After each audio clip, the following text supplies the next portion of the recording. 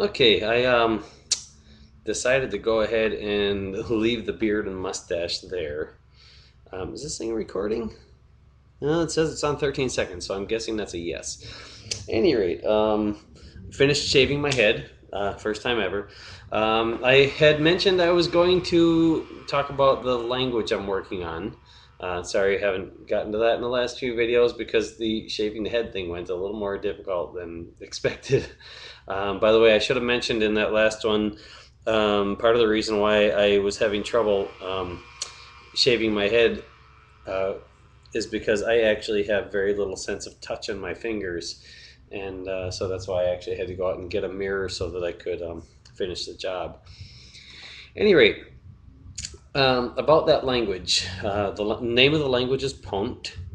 It's a dream that I've had for many, many years, and much like Professor Zamenhof, who came long before me, I have very much wanted to see a second language worldwide that people could learn easily. The problem is learning a language in general is just not an easy thing. So how do you make that happen? Now, of course, Zamenhof, Ludwig Lazaro Zamenhof lived where lots of languages were spoken. His father was a linguist. He was a linguist.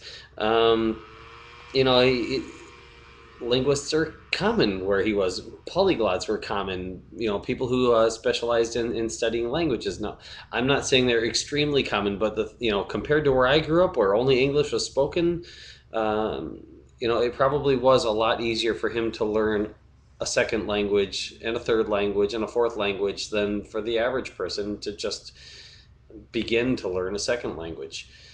Now, I'm not trying to belittle what he did. I mean, the guy's work was brilliant, and his reasons behind it very altruistic, very admirable. And I learned about them at a very young age. I learned about Esperanto, the la lingvo internacia de doctoro Esperanto, um, otherwise translated as basically the international language of Dr. Hoping One or Dr. Hoper. And that was a pseudonym that he went by, and the name Esperanto stuck as the language name. My language that I'm working on is called Pont, and it's actually based on Esperanto. But let me reference something called swimbots. You can find them in a simulation called Gene Pool, and it's made by Jeffrey Ventrella. And it'll, if you try it out and get to understand exactly how it works, the way it works, or why it works the way it works, it'll probably shed a little light on what I'm about to say. You can find it at swimbots.com. Any rate, here's the thing. Um, Gene Pool, I don't know if I mentioned it, that's the name of the program. Gene Pool is a simulation in which the swimbots, which are the artificial life forms that live in this simulation, have very little purpose in life. Basically, all they do is eat, breed, have babies, repeat, eventually die. In the case of those that are less well adapted to their environment, which in the earlier versions of the simulation there was only one environment. Now you can tweak the environment and experiment with it, but those that are less well adapted to their environment, their life cycle is basically more like be born, die. As a result, they don't get to pass on their genetic traits. And now you might think that, based on that, you would end up seeing a lot of different species evolve, depending on, how you feel about or understand evolution. Some people think there is no such thing. That's a debate for, another time. Suffice it to say that in order for species to evolve, there has to be some difficulty interbreeding between things that are too different from each other in one way or another. And in the gene pool simulation, all of the swimbots can breed with any other swimbot. There are no restrictions on what it's possible for them to breed with, and little restrictions on what they're attracted to enough to breed with. So speciation doesn't happen. It's incapable of happening because by definition, as long as they can all breed with each other, there is no separation of species. In order for that to happen, there would have to be some restrictions on just how different they could be from each other. And languages are like that as well. As long as two languages are very similar and sharing a common space, they also share a lot of information. Languages that are very different, like plants and animals that are very different, have a hard time breeding with each other. They have a hard time sharing information. So as a result, a language like English, for example, can not directly breed with a language like French. And when I say breed, I don't mean like humans do. Languages go about it in a different way, but they do share information.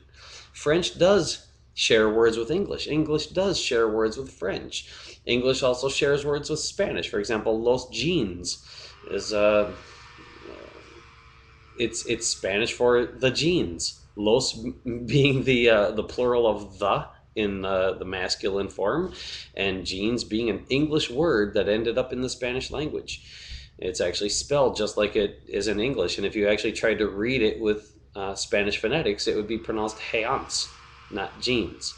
But people read the word, they recognize it as jeans. And so some sharing of information is possible between languages.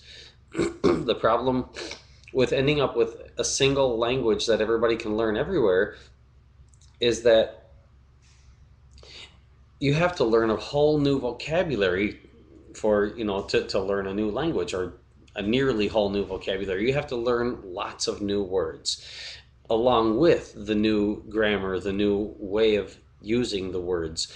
And so Esperanto, while its grammar is very flexible, and at least that burden is relieved from people having to learn it from another language, that they don't have to learn to speak the word order of Esperanto so much because it's very flexible.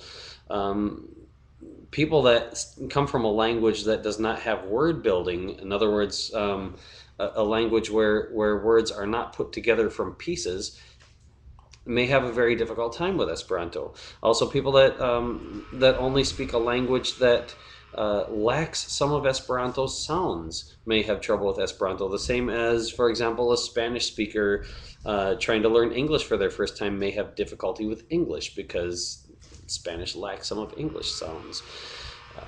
Pont is no exception in that sense. As a matter of fact, being based on Esperanto, it has, my current rendition of it has all of the sounds of Esperanto. I have designed the language, on the other hand, so that it can breed with other languages. And I will explain that in my next video, because I look at the timer here and I see this is coming up on 9 minutes, and I'm not certain, but I think I have a 10-minute limit and this thing will cut me off. So I'm going to end this video. A little long. I hope that's okay. And I will continue my explanation in the next video.